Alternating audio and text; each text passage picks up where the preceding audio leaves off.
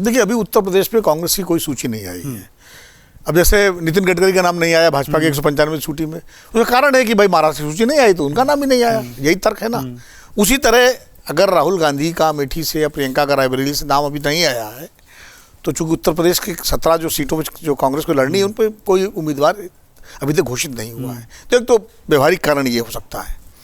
दूसरी बात ये है, जैसा अवधेश जी कह रहे हैं कि कांग्रेस भी सही में, राहुल गांधी उनके सबसे बड़े नेता हैं, प्रियंका गांधी भी उस परिवार की हैं, प्रथम परिवार की, तो उनको अब उनका पहला चुनाव होगा लोकसभा का अगर लड़ेंगी तो कांग्रेस भी बहुत फूंक फूंक के कदम रख रही होगी कि कहीं स्थिति क्या है दोनों कॉन्स्टिट्यूंसीज की।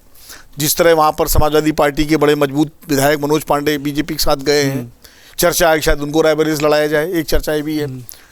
तो ये भी सब देखा जा रहा है कि आदित्य सिंह को लड़ाया जाए जो अखिलेश सिंह की बेटी है बीजेपी की तरफ से। बीजेपी का कैंडिडेट कौन हो सकता है रायबरेली में?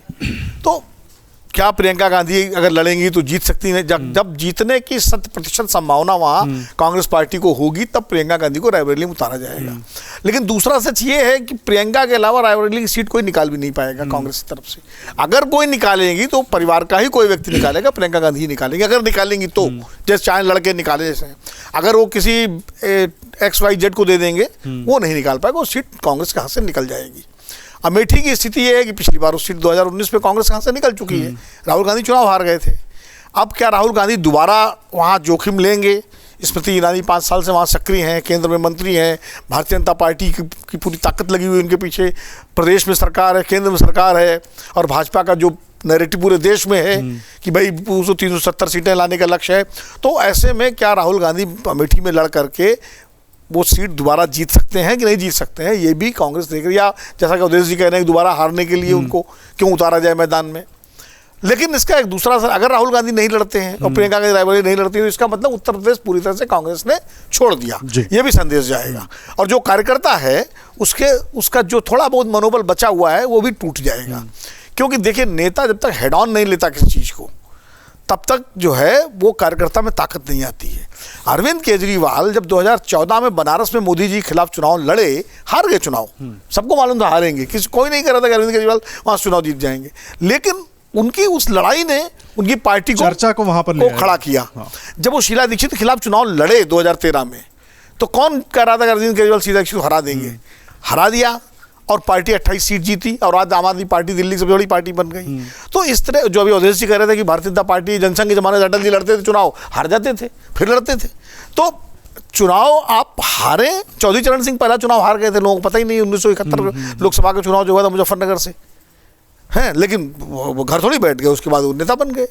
तो चुनाव हारे या जीते आप लड़ते कैसे हैं ये निर्भर करता है। तो कांग्रेस के सामने दुविधा ये है रायबरेली और अमेठी को लेकर के कि क्या अपने सबसे जो उनके करिश्माई नेता हैं उनको खर्च कर दे या जीतने की पूरी संभव। तो ये अब यहाँ दिक्कत आती है कि आपका चूंकि प्रदेश का संगठन इतना कमजोर है कि आप ये जोखिम उठाने की स्थिति में नहीं है। आपने अजय राय को अध्यक्ष तो बना दिया, अब अजय राय खुद बनारस में चुनाव लड़ने की सोच रहे हैं। अगर वो बनारस में मोदी जी के खिलाफ चुनाव लड़ेंगे, चुनाव तो हार नहीं हारना है वहाँ, तो मोदी जी के खिलाफ जितना कोई 2 बार लड़ चुके हैं, तीसरी बार भी लड़के क्या कर लेंगे। और अगर वो चुनाव लड़ते हैं तो कौन यहाँ प्रियंका गांधी और राहुल गांधी चुनाव लड़ाएगा? प्रदेश के नेतृत्व को की भी तो जिम्मेदारी होती है चुनाव लड़ाना। तो उत्तर प्रदेश को लेकर ये सही है कि कांग्रेस के पास उत्तर प्रदेश और बिहार इन 2 राज्यों को लेकर के कोई सुसंगत रणनीति और नीति पिछले 10 वर्षों में 15 वर्षों में हमें तो समझ में आई नहीं है भी कि नहीं है। 2009 में एक अच्छा मौका था जब 22 सांसद उनके जीत के आए थे, यूपीए की सरकार थी केंद्र में, तब उत्तर प्रदेश में कांग्रेस को खड़ा किया जा सकता था। बिहार में अनिल शर्मा ने कांग्रेस को इतना काम किया था, 80-85 हज़ार किलोमीटर की यात्रा करके कांग्रेस का वोट परसेंटेज 15% तक पहुंचा दिया था।